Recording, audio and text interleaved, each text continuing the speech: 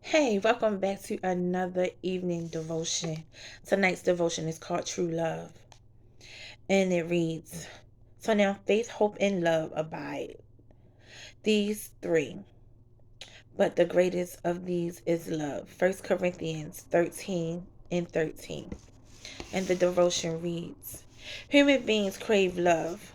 When a woman's soul has been wounded, that craving for love often takes one of two forms. Some women develop hard or harsh personalities, so other people will not want to get close to them.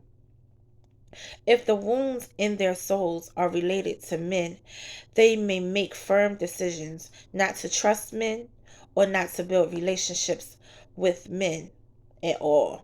Other women may be excessive in their desires to have a man in their life, to the point that they are willingly to enter into a relationship with any man who pays attention to them. Perhaps you know women like this.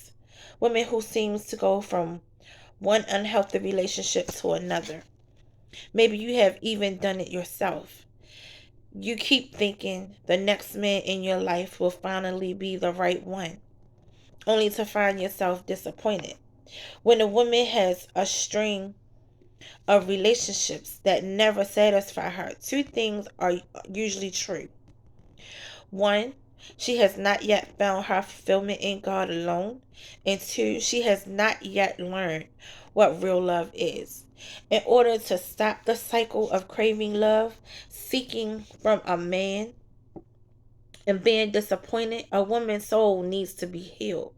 Part of that healing involves first receiving God's unconditional love and then understanding what it really means to love and be loved by another person.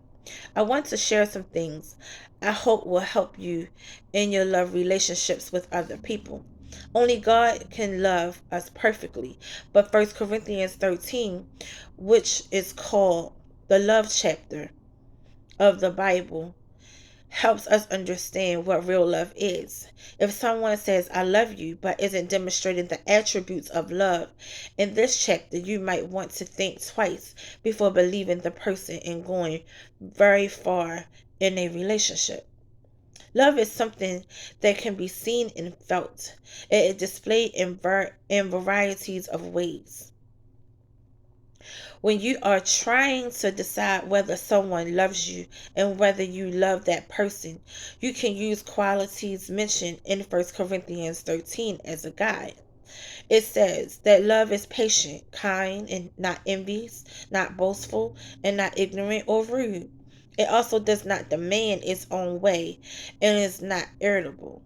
It does not harbor resentment. Love does not rejoice at wrongdoings, but rejoice with truth. Love bears all things, believe all things, hope all things, endure all things. 1 Corinthians 13, 6 through 7. Love helps others. It gives, and it's quick to forgive. This requires intentionality in saying no to self regularly.